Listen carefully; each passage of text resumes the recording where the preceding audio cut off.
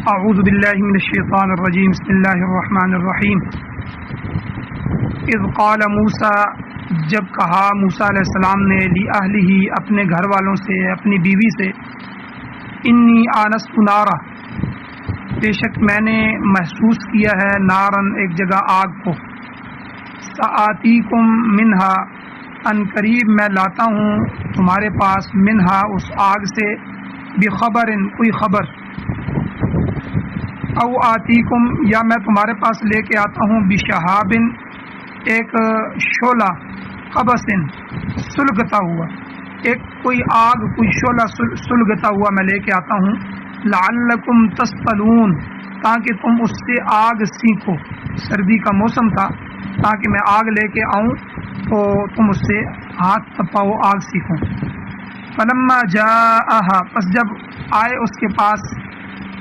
اس آگ کے پاس موسیٰ علیہ السلام تو نودیا آواز دی گئی ان کو کہ امبوری کا یہ کہ برکت دی گئی ہے من فی النار اس کو جو کہ آگ میں ہے یہ آگ نہیں ہے یہ تو نور ہے اس میں جو کچھ بھی آپ کو نظر آ رہا ہے اس کو بھی برکت دی گئی ہے ومن حولہا اور اس جگہ کو بھی ان چیزوں کو بھی جو اس آگ کے ارد گرد ہیں ان کو بھی برکت دی گئی ہے وہ سبحان اللہ اور اللہ تعالیٰ کی ذات پاک ہے رب العالمین جو تمام جہانوں کا پروردگار ہے یا موسیٰ اللہ تعالیٰ ان سے مخاطب ہوئے اور کہنے لگے اے موسیٰ انہو انا بے شک وہ میں ہوں اللہ تعالیٰ العزیز الحکیم جو زبردست اور حکمت والی ذات اے موسیٰ بے شک وہ میں اللہ ہوں جو عزیز اور حکیم ہے اب موسیٰ علیہ السلام کو اللہ نے حکم دیا بعد میں اس واقعے کو بھی یہاں ذکر فرمایا وَأَلْقِ عَصَاكَ اے موسیٰ علیہ السلام کہ ڈال دو اپنی لاٹھی کو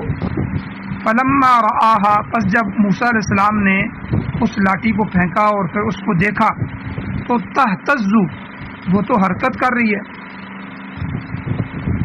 تو گویا کہ کأنہا جان گویا کہ وہ ایک بہت بڑا سانپ ہے بہت بڑا اژدہا ہے ولا مدبرن وہ پیٹھ کے پیچھے بھاگے وہ پشت پھیری موسیٰ علیہ السلام نے پیچھے کی طرف بھاگے اور ولم یعقب اور پیچھے مڑ کے اپنے ایڑیوں کے بل دیکھا بھی نہیں یا موسیٰ اللہ مخاطب ہو کے کہنے لگے اے موسیٰ لا تخف آپ خوف نہ کھائیے انی لا یخاف بے شک میرے پاس خوف نہیں کھاتے لدی المرسلون میرے پاس میرے پیغمبر میرے رسول تو خوف نہیں کھاتے الا من ظلمہا مگر وہ شخص جس نے ظلم کیا گناہ کر لیا ثم بدل حسنا پھر اس نے بدلے میں کوئی نیکی کر دی بعد سوء برائی کے بعد برائی کرنے کے بعد اس کے بدلے میں نیکی کی اس کے بعد نیکی کر لی فإنی غفور الرحیم بس بے شک میں بخشنے والا ہوں بخشش کرنے والا ہوں مہربان دوسرا معجزہ اللہ نے فرمایا وَأَدْخِلْ يَدَكَ اے موسیٰ آپ اپنے ہاتھ کو ڈالیے فی جیبک اپنی جیب میں اپنے گریبان میں تخرج وہ نکلے گا بیضاء سفید ہو کر من غیر سوء بغیر کسی برائی کے بغیر کسی بیماری کے اللہ کہتے ہیں فی 9 آیات یہ ان 9 نشانیوں میں سے ایک نشانی ہے الی فرعون جو فرعون کی طرف وقومہ اور اس کی قوم کی طرف بھیجی گئی انہم کانوا بے شک وہ فرعونی جو تھے وہ قوم فاسقین گناہگار قوم تھے فاسق قوم نافرمانوں کی قوم فلما جاءتهم آیاتنا پس جب آئی ان کے پاس ہماری آیتیں ہماری نشانیاں فرعونیوں کے پاس مبصرتاً ایسی نشانیاں جو بصیرت پیدا کرنے والی قالوا تو انہوں نے کہا ھذا سحر مبین یہ تو کھلا جادو ہے ایسا ہو ہی نہیں سکتا اور یہ ہو رہا ہے یہ تو کھلا جادو ہے وجحدوا بها اللہ کہتے ہیں انکار کیا انہوں نے ان آیات کا واستيقنتها انفسهم حالانکہ یقین کیا اس کے بارے میں ان کی جانوں نے ان کے نفس تو اس کو یقین کر رہے تھے مان رہے تھے لیکن زبانوں سے وہ اس کا انکار کر رہے تھے اور یہ کیوں کیا اللہ کہتے ہیں ظلم و علوا کہ انکار انہوں نے ظلم کی وجہ سے اور تکبر کی وجہ سے انہوں نے انکار کیا فانظر کیف کان عاقبۃ المفسدین بس آپ دیکھو کیسا ہوا انجام مفسدین کا فساد کرنے والوں کا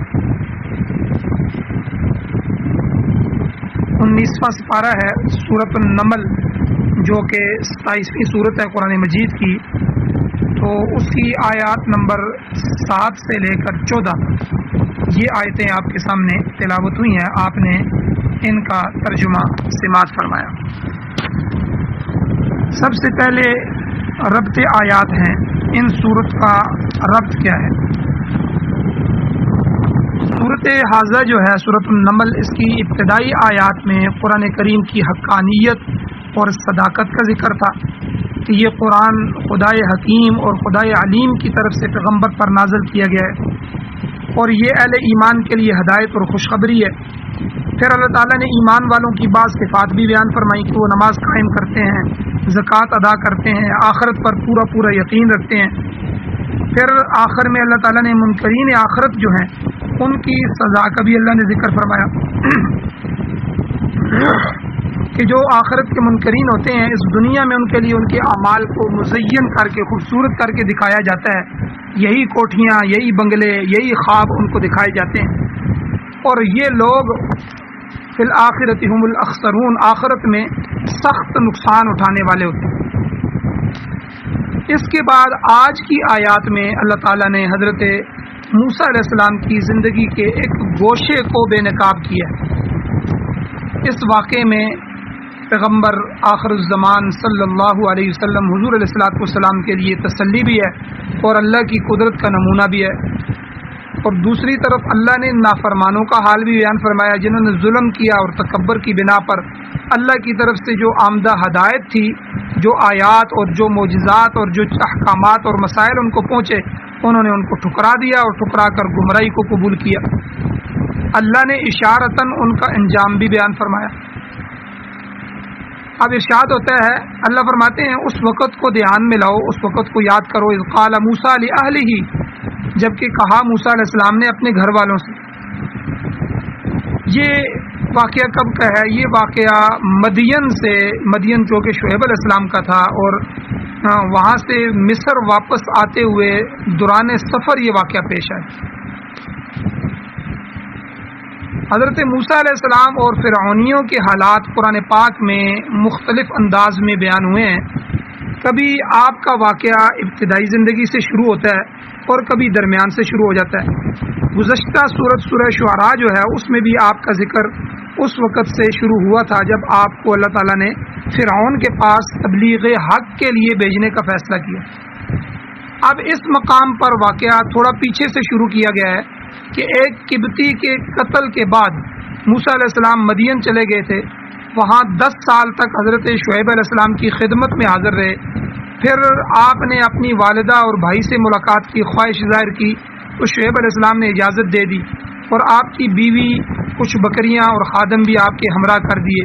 سردی کا موسم تھا، رات کے وقت آگ کی ضرورت محسوس ہوئی اور سفر بھی تھا، مگر جو چکماک تھا اس زمانے میں، یہ پتھر ہوتا تھا چکماک، اس کو آپس میں رگڑتے تھے تو اس میں سے آگ نکلتی تھی، اور گھاس وغیرہ کو وہ آگ لگاتے تھے اور اس سے ہاتھ وغیرہ سیکھتے تھے۔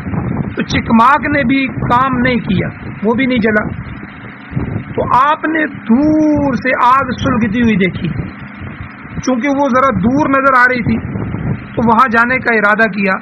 تو اس موقع پر آپ نے اپنے گھر والوں سے، یا شاید کوئی بچہ بھی ہو، تو آپ نے ان سے فرمایا وَإِنِّي آنَسْتُ نَارًا، میں نے وہ دور آگ محسوس کی ہے، لہذا تم لوگ یہیں ٹھہرو، یہیں بیٹھو، سآتیکم منہا بخبر، میں وہاں سے تمہارے لیے کوئی خبر لاتا ہوں۔ ظاہر ہے کہ راستہ صحیح طور پر معلوم نہیں تھا، آپ نے سوچا کہ چلو جہاں آگ جل رہی ہے وہاں کچھ لوگ بھی ہوں گے جن سے راستہ بھی معلوم کیا جا سکے گا۔ اس وقت اس طرح سڑکیں اور بڑے بڑے راستے تو نہیں ہوتے تھے، نہ بورڈ لگے ہوتے تھے راستوں پر رہنمائی کے لیے، جنگل کے راستے ہوتے تھے اور پیادہ سفر ہوتے تھے، اور اس وقت کی جو سواریاں سفری ہوتی تھیں وہ زیادہ سے زیادہ گدھا، خچر، اونٹ وغیرہ ہوتے تھے۔ تو اس لیے فرمایا کہ میں وہاں جاتا ہوں، کچھ لوگ ہوں گے، وہاں سے راستہ بھی معلوم کر سکوں گا۔ تو اس لیے یہاں فرمایا سآتیکم منہا بخبر، میں ان قریب وہاں سے تمہارے پاس واپس آتا ہوں، کچھ خبر لے کے آتا ہوں۔ او آتیکم بشہاب قبس، یا آگ کا کوئی شعلہ سلگا کر تمہارے پاس لاتا ہوں۔ جس طرح ہمارے گھروں میں آگ نہیں ہوتی تو دوسرے گھر سے مانگ لی جاتی ہے، کوئی ایک انگارہ دے دو، پھر اس انگارے سے آگے آگ بڑھا دی جاتی ہے۔ تو فرمایا کوئی آگ کا شعلہ، کوئی انگارہ وہاں سے میں لے آؤں گا۔ لعلکم تسقلون، تاکہ تم اسے سینک سکو۔ ظاہر ہے کہ شدید سرد رات ہے اور اس میں گرمی کی ضرورت بھی محسوس ہو رہی ہے۔ چونکہ چقماق جو پتھر ہے اس نے آگ نہیں پکڑی تھی، اس لیے آپ نے وہاں سے کوئی شعلہ لا کر آگ جلانے کا ارادہ ظاہر فرمایا۔ اور آگ سینکنے کی جو ضرورت ہے یہ ہر سرد علاقے میں پڑتی ہے۔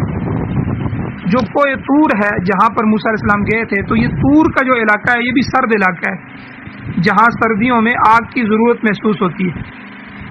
ویسے بھی عربی کا ایک مقولہ ہے کہ النار فاقہۃ الشتاء فمن رد اکل الفواکہ شاتیا فلیصطلی، آگ موسم سرما کا پھل ہے۔ یعنی شاعر کہتا ہے، عربی اپنے مقولے میں کہتا ہے کہ آگ جو ہے یہ جس طرح پھل ہوتے ہیں، موسم سرما سردیوں کا یہ پھل ہے، جو کوئی یہ پھل کھانا چاہے اسے چاہیے کہ وہ آگ سینک لے۔ بہرحال موسیٰ علیہ السلام نے اپنے گھر والوں سے کہا کہ تم یہیں ٹھہرو، میں کوئی راستے کی خبر معلومات کر کے آتا ہوں کہ راستہ آگے کتنا ہے، کہاں تک ہے، کس راستے سے جانا ہے، یا آگ جلانے کے لیے کوئی شعلہ ہی سلگار کر لے آتا ہوں تاکہ آگ سینکی جائے۔ فلما جاءہا، قرآن کہتا ہے پس جب موسیٰ علیہ السلام اس آگ کے پاس آئے، نودیا، تو آپ کو آواز دی گئی، غائب سے آواز آئی کہ انبورک من فی النار، کہ برکت دی گئی ہے اس کو جو اس آگ کے اندر ہے، ومن حولہا، اور جو اس آگ کے ارد گرد ہے۔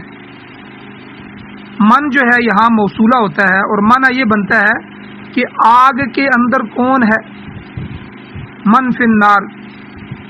تاہم مفسرین اکرام نے اس جملے کی تشریح مختلف طریقوں سے بیان کی ہے۔ بعض مفسرین اس من کو زائد تصور کرتے ہیں کہ یہ ایک زائد ہے، اور فرماتے ہیں جملے کا معنی یہ ہوگا کہ آگ اور اس کے ارد گرد میں اللہ نے برکت دے دی ہے، یعنی آگ اور اس کا ماحول برکت والا ہے۔ یعنی اس کو آگ نہ سمجھیں، یہ آگ نہیں ہے، یہ ایک نور ہے، تو یہ نورانی ماحول ہے۔ بعض فرماتے ہیں کہ آگ کے اندر فرشتے تھے جن سے آگ زہر ہو رہی تھی اور جن کے متعلق کہا گیا کہ وہ بابرکت تھے، اور بعض اس کا معنی یوں کرتے ہیں کہ برکت دی گئی ہے اس شخص کو جو آگ کی تلاش میں آیا ہے۔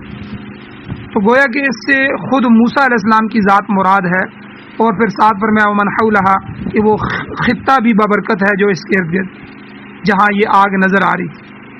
تو سورہ طٰہٰ کے اندر بھی اللہ فرماتے ہیں کہ اللہ تعالیٰ نے موسیٰ علیہ السلام کو مخاطب کر کے فرمایا کہ اے موسیٰ، میں تیرا پروردگار ہوں، اپنے جوتے اتار دو، انک بالواد المقدس طویٰ، آیت نمبر 12 ہے، کیونکہ آپ طویٰ کی مقدس وادی میں پہنچ چکے ہیں۔ یہ جوتے اتارنے کا حکم ایسا ہی ہے جیسا مسجد جیسی پاکیزہ جگہ ہوتی ہے وہاں جوتے اتارنے کا حکم ہے۔ بعض حضرات اس کو حجاب ناری یا حجاب نوری کہتے ہیں۔ مسلم شریف کی روایت میں آتا ہے حجابہ النار او النور، اللہ تعالیٰ کا حجاب آگ ہے یا نور ہے۔ اگر اللہ تعالیٰ اس حجاب کو ہٹا دے تو کائنات کی ساری چیزیں جل کے راکھ ہو جائیں۔ اللہ کی نگاہ تو ہر چیز پر پڑ رہی ہے، اگر یہ حجاب دور ہو جائے تو کوئی چیز بھی سلامت نہ رہے۔ تو بہرحال یہاں عقیدہ حلول کی بھی نفی ہے۔ مفسرین فرماتے ہیں کہ من فی النار سے مراد خود موسیٰ علیہ السلام ہیں کہ جو آگ لینے کے لیے آئے ہوئے ہیں، یا فرشتے ہیں، یا وہ خطہ ہے جس خطے میں آگ جل رہی ہے جس کو اللہ نے بابرکت کہا ہے۔ اسی لیے آگے یہ بھی فرمایا کہ وہ سبحان اللہ رب العالمین، اللہ تعالیٰ کی ذات پاک ہے جو تمام کائنات کا مربی ہے، رب العالمین، تمام جہانوں کا رب ہے۔ یہ اللہ تعالیٰ کی تنزیہ اور پاکی بھی بیان کی گئی کہ کہیں کوئی شخص یہ نہ سمجھ بیٹھے کہ خدا تعالیٰ خود اس آگ میں حلول کر گیا تھا۔ اللہ تعالیٰ یاد رکھیں، اللہ تو زمانے سے بھی پاک ہے، اللہ تعالیٰ مکان سے بھی پاک ہے، اور اللہ جہت سے بھی منزہ ہے کہ اس طرف ہے، اس طرف ہے، اس طرف ہے۔ اللہ ہر طرف ہے، اللہ ہر جگہ ہے، اللہ ہر زمانے میں ہے۔ تو اللہ کسی زمانے کا محتاج نہیں، کسی مکان کا محتاج نہیں، کسی جہت کا محتاج نہیں۔ تو لہٰذا اس اللہ کے حلول کر جانے کا عقیدہ یہ قطعاً باطل عقیدہ ہے۔ یہ عقیدہ ہندوؤں میں پایا جاتا ہے، ہنود کا عقیدہ ہے۔ وہ بھی کہتے ہیں جی بعض چیزوں میں خدا حلول کر جاتا ہے. وہ کہتے ہیں ہم نے یہ جو بت بنائے ہوئے ہیں ہماری ماتا رانی اور یہ فلانے، ان میں اللہ خود آ جاتا ہے. اور عیسائیوں نے بھی یہ باطل عقیدہ بنا رکھا ہے کہ اللہ تعالیٰ کا جو ظہور ہے وہ مسیح علیہ السلام کے روپ میں ہوا تھا، یعنی ناسوت کے اندر لاہوت داخل ہو گیا. یہ یاد رکھیں، یہ مشرکانہ عقیدہ ہے. اسی سے بچنے کے لیے مفسرین کرام نے من سے فرشتے یا موسیٰ علیہ السلام کی ذات مراد لی. یہاں یاد رکھیں خواجہ علی حجویری رحمۃ اللہ علیہ نے اپنی کتاب کشف المحجوب میں ذکر کیا ہے. کشف المحجوب فارسی کی جو کتاب ہے، صفحہ 183 پر، کہ صوفیاء کرام جو تصوف والے ہیں ان کے 12 فرقے ہیں. حضرت فرماتے ہیں خواجہ علی اجویری رحمۃ اللہ علیہ کہ ان میں سے 10 فرقے اہل حق میں سے ہیں. تصوف کے 10 فرقے جو ہیں وہ حق والے ہیں، ان میں 2 فرقے گمراہ ہیں. یہ وہی گمراہ فرقے ہیں جو حلولی عقیدہ رکھتے ہیں کہ خدا تعالیٰ کسی پیغمبر کی شکل میں بھی آ سکتا ہے، کسی ولی کی شکل میں بھی آ سکتا ہے، کسی بزرگ کی شکل میں بھی حلول کر سکتا ہے. تو بعض وحدت الوجود والوں کا عقیدہ بھی ایسا ہے، اس میں بھی کئی طبقے ہیں، بعض اہل حق ہیں، بعض گمراہ اور زندیق ہیں. بہرحال حلولی عقیدہ جو ہے یہ حلول کا عقیدہ یہ باطل ہے. موسیٰ علیہ السلام کو نظر آنے والی آگ تو آواز سنانے کا ایک ذریعہ تھی، نہ کہ خود خدا تعالیٰ اس میں حلول کر گیا تھا. اللہ اس میں نہیں آئے تھے، بلکہ وہ آواز سنانے کے لیے وہاں ان کو لے جایا گیا. اس ابتدائی آواز کے بعد دوسری جو آواز سنائی دی وہ اللہ تعالیٰ نے فرمایا یا موسیٰ انہ انا اللہ العزیز الحکیم، اے موسیٰ میں اللہ ہوں جو عزیز اور حکیم ہے. بعض آثار سے معلوم ہوتا ہے کہ یہ آواز بے کیف تھی، اس کی کوئی جہت نہیں تھی، ہر ذرے ذرے سے ہر جگہ جگہ سے آواز سنائی دے رہی تھی. پھر اللہ نے حکم فرمایا وَأَلْقِ عَصَاكَ، اے موسیٰ اپنی لاٹھی کو نیچے پھینکے. تعمیل حکم میں موسیٰ علیہ السلام نے لاٹھی پھینک دی. فَلَمَّا رَآهَا، جب موسیٰ علیہ السلام نے اس لاٹھی کی طرف دیکھا، تہتزُّ، وہ تو حرکت کر رہی ہے، ہل جل رہی ہے، اور کأنها جان، تو وہ گویا کہ سانپ بن کے دوڑ رہی ہے. بڑا اژدہا، بڑا سانپ بن گیا. جان یاد رکھیں پتلے اور لمبے سانپ کو کہتے ہیں. موسیٰ علیہ السلام کی لاٹھی سانپ کا روپ دھار چکی تھی. یہ دیکھ کر وَلَّا مُدْبِرًا، موسیٰ علیہ السلام پشت پھیر کر بھاگے، پیچھے کی طرف بھاگے. وَلَمْ يُعَقِّبْ، اور آپ نے پیچھے پلٹ کر بھی نہیں دیکھا، اتنے خوفزدہ ہو گئے. چونکہ ظاہر بات ہے لکڑی تھی، لاٹھی تھی، اس کو پھینکا، وہ سانپ اور اژدہا بن گئی. خوف تو تھا. اللہ نے آپ کی اس تشویش کو دیکھتے ہوئے فرمایا یا موسیٰ، اے موسیٰ علیہ السلام، اللہ مخاطب ہے، لا تخف، آپ خوف نہ کھائیں. کیوں؟ کیونکہ انی لا یخاف لدی المرسلون، میرے پاک رسول اور پیغمبر جو ہوتے ہیں وہ خوف نہیں کھاتے. اللہ کے رسول مقام قرب میں ہوتے ہیں، ان پر انس ہوتا ہے، اللہ کی انسینیت ہوتی ہے، وحشت نہیں ہوتی، وہ ڈرتے نہیں ہیں. الا من ظلم، مگر جس سے کوئی لغزش ہو گئی ہو.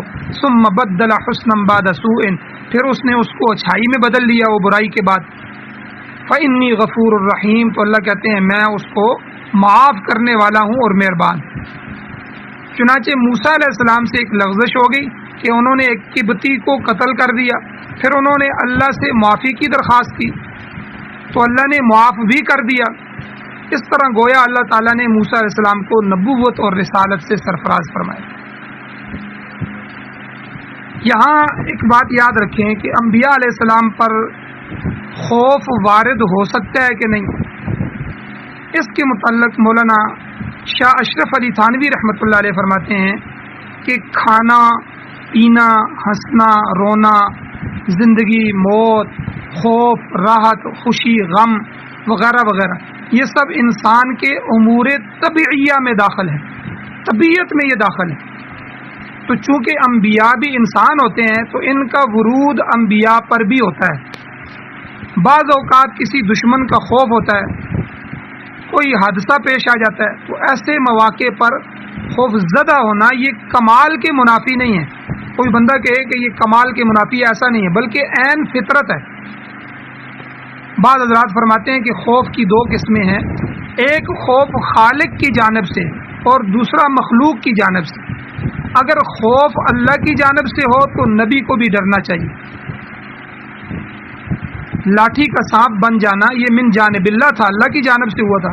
لہذا موسیٰ علیہ السلام کی خوف زدگی جو تھی، خوف کا طاری ہونا، یہ بالکل درست تھا، انہیں ڈرنا ہی چاہیے تھا. خود حضور علیہ الصلوۃ والسلام کے متعلق حدیث میں آتا ہے کہ جب بادل چھا جاتے تو آپ خوفزدہ ہو جاتے، اور اس خوفزدگی میں کبھی اندر آتے کبھی باہر جاتے جب تک بارش نہیں ہو جاتی تھی. آپ چین سے نہیں بیٹھتے تھے. آپ فرمایا کرتے تھے کہ ابر کی آمد جو ہے، یہ بادل جو آ رہے ہیں، یہ اللہ تعالیٰ کی جانب سے ہوتی ہے، اور میں خوف کھاتا ہوں کہ کہیں یہ ویسے ہی بادل نہ ہوں جیسے قوم عاد پر آئے تھے، آگ کے بادل، اور ان کو ہلاک کر دیا تھا. برخلاف اس کے ابراہیم علیہ السلام کو جب آگ میں پھینکے جانے کا واقعہ آیا تو آپ بالکل خوفزدہ نہیں ہوئے، کیونکہ یہ خوف مخلوق کی طرف سے تھا. بہرحال اللہ تعالیٰ نے موسیٰ علیہ السلام سے فرمایا کہ خوف نہ کھاؤ، کیونکہ میرے ہاں اللہ کے رسول خوف نہیں کھاتے. حضرت موسیٰ علیہ السلام کے ہاتھ پر یہ پہلا معجزہ یہ ظاہر ہوا کہ انہوں نے اپنی لاٹھی پھینکی تو وہ دوڑتا ہوا سانپ بن گئی. پھر اللہ نے دوسرا معجزہ ظاہر کیا، وہ اس طرح ظاہر کیا کہ موسیٰ علیہ السلام سے اللہ نے فرمایا وَأَدْخِلْ يَدَكَ فِي جَيْبِكَ، اے موسیٰ علیہ السلام آپ اپنے ہاتھ کو اپنی جیب میں، اپنی بغل میں دبائیے، بغل میں اندر بغل میں ڈال کے تو اپنے بغل میں اپنے ہاتھ کو دباؤ. تخرج بیضاء، یہ سفید ہو کر نکلے گا. ایسا سفید بھی نہیں ہوگا جو کسی بیماری، برس کی بیماری، پھل بیری کی جو بیماری ہوتی ہے اس سے سفید ہو جاتا ہے، یعنی یہ کوئی ایسا سفید نہیں ہوگا کہ پتہ چلے یہ بیماری ہے، بلکہ من غیر سوء، اس میں کسی قسم کی برائی، بیماری، خرابی نہیں ہوگی، بلکہ وہ تو معجزانہ طور پر سورج کی طرح چمکتا ہوا آپ کا ہاتھ ہو جائے گا. آگے اللہ تعالیٰ فرماتے ہیں فی 9 آیات الی فرعون وقومہ، یہ ان 9 نشانیوں میں سے ایک نشانی ہے جو موسیٰ علیہ السلام کو فرعون اور اس کی قوم کی طرف دے کر بھیجا گیا. یہ 9 نشانیاں ان کو دی گئیں فرعونیوں. اس کے علاوہ 7 مزید نشانیاں بھی اللہ تعالیٰ نے موسیٰ علیہ السلام کو عطا فرمائیں. 2 کا ذکر تو یہاں آ گیا، اور باقی جو 7 ہیں ان کا ذکر سورہ اعراف میں بھی موجود ہے. فرمایا یہ نشانیاں لے کر فرعون اور اس کی قوم کی طرف جائیے، کیونکہ انہم کانوا قوما فاسقین، وہ بڑے نافرمان قوم ہیں، حد سے گزرنے والے ہیں، یعنی فرمانبرداری سے باہر نکلنے والے ہیں، فاسق. اس مقام پر اپنے ساتھ اپنے بھائی ہارون علیہ السلام کی معیت کا ذکر نہیں کیا گیا، کیونکہ مفصل واقعات سورہ شعراء میں گزر گئے ہیں، سورہ طٰہٰ میں، سورہ اعراف وغیرہ میں گزر چکے ہیں. یہاں پر اختصار کے ساتھ یہی بیان کیا گیا ہے کہ اللہ تعالیٰ نے موسیٰ علیہ السلام کو حکم دیا کہ عصا اور ید بیضاء، یہ عصا سے جو لاٹھی سے سانپ بن رہا ہے، اور ید بیضاء اپنا ہاتھ جو آپ بغل میں ڈالیں گے تو سفید ہو جائے گا، یہ معجزات لے کر آپ فرعون کی طرف جائیں، اس کی قوم کے پاس جائیں اور انہیں حق کی دعوت دیں. آگے ارشاد ہوتا ہے فلما جاءتہم آیاتنا مبصرۃ، جب فرعون اور اس کی قوم کے پاس وہ ہماری بصیرت افروز نشانیاں آئیں، جب موسیٰ علیہ السلام ان کے پاس وہ نشانیاں لے کے آئے جو بصیرت قائم کرنے والی تھی. بصارت جو ہوتی ہے یہ آنکھ کی روشنی کو کہتے ہیں، جبکہ بصیرت جو ہوتی ہے یہ دل کی روشنی سے عبارت ہے. بصارت اور بصیرت میں یہ فرق سمجھیں. اسی لیے قرآنی آیات کو بصائر سے تعبیر کیا گیا ہے کہ یہ قرآنی آیات دلوں میں روشنی پیدا کرتی ہیں، آنکھ کی روشنی نہیں، دل کی روشنی. جب یہ نشانیاں فرعون اور اس کی قوم کے پاس آئیں، بہت بڑی نشانیاں تھیں، تو قالوا، انہوں نے کیا کہا، ھذا سحر مبین، یہ تو کھلا جادو ہے، یہ تو جادوگر ہے. پچھلی صورت میں بھی گزر چکا ہے کہ فرعونیوں نے معجزات کو جادو کہا، اور پھر جادو کا مقابلہ بھی ہوا، جادو سے جادو کا مقابلہ کرنے کی کوشش کی، مگر حق کے مقابلے میں ناکام ہوئے. اور جتنے جادوگر تھے اللہ نے ان کو ہدایت دی، وہ اس چیز کو سمجھ گئے تھے کہ یہ جادو نہیں ہے، یہ تو پیغمبر ہے اور یہ ان کا معجزہ ہے۔ پھر ان کو فرعون نے قتل کیا، نعوذ باللہ شہید کیا سب کو۔ لیکن یہ فرعونی اور ان کی دوسری قوم اپنی ضد اور ہٹ درمی پہ اڑے رہے، اس کو نہیں چھوڑا۔ ان نشانیوں کو جادو کہہ کر پھر کیا کیا؟ وجحدوا بہا، ان کا انکار کر دیا۔ اللہ کہتے ہیں ان کا یہ انکار زیادتی، ظلم و علو، زیادتی اور تکبر کی وجہ سے تھا۔ کہنے لگے کہ یہ شخص ہماری سلطنت، حکومت چھیننا چاہتا ہے، مگر ہم ایسا نہیں کرنے دیں گے، اس کو قید کر دیں گے یا جان سے مار ڈالیں گے۔ یہ ان کا ظلم اور تکبر بول رہا ہے۔ یاد رکھیں یہ ہر حکومت کو یہ خطرہ ہوتا ہے، علماء سے، نیک لوگوں سے، کہ یہ ہم سے حکومت چھین لیں گے۔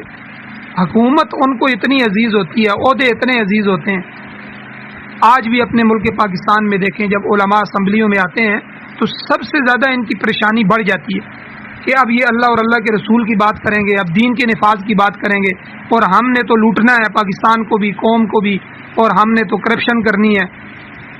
اور کئی وزراء نے علماء کو، جو ہمارے علماء اسمبلیوں میں موجود ہیں، تو حافظ حمداللہ صاحب نے خود ہمیں یہ واقعہ سنایا کہ انہوں نے کہا کہ مولوی صاحب اپنی جنت کو، اپنی حوروں کو آپ اپنے پاس رکھیں، ہمیں دنیا میں مزے کرنے دیں۔ یہ ہمارے ان لوگوں کا حال ہے۔ تو جب موسیٰ علیہ السلام گئے، ان کے پاس معجزات تھے اور لوگوں نے دیکھ لیا کہ لاٹھی پھینک رہے ہیں اور اژدہا بن رہا ہے اور ہاتھ ڈال رہے ہیں اور نکال رہے ہیں تو ہاتھ سورج کی طرح روشن ہو رہا ہے، تو فرعون یہ سمجھ گیا کہ موسیٰ علیہ السلام میری سلطنت چھین جائیں گے اور لوگ ان کے پیچھے چلنے شروع ہو جائیں گے اور میرا تو سارا کیا دھرا ختم ہو جائے گا۔ تو اللہ تعالیٰ نے فرمایا کہ تکبر اور زیادتی، ظلم و عدوہ کی وجہ سے انہوں نے انکار کیا۔ انہوں نے کہا کہ ہم ان کو ایسا نہیں کرنے دیں گے، ان کو قید کریں گے یا جان سے ماریں گے۔ یہ ان کا ظلم اور تکبر بول رہا تھا۔ درمیان میں اللہ نے فرمایا کہ ان کی اندرونی حالت کیا تھی؟ وَاسْتَيْقَنَتْهَا أَنفُسُهُمْ، ان کی جانوں نے معجزات کی حقیقت کا یقین کر لیا تھا۔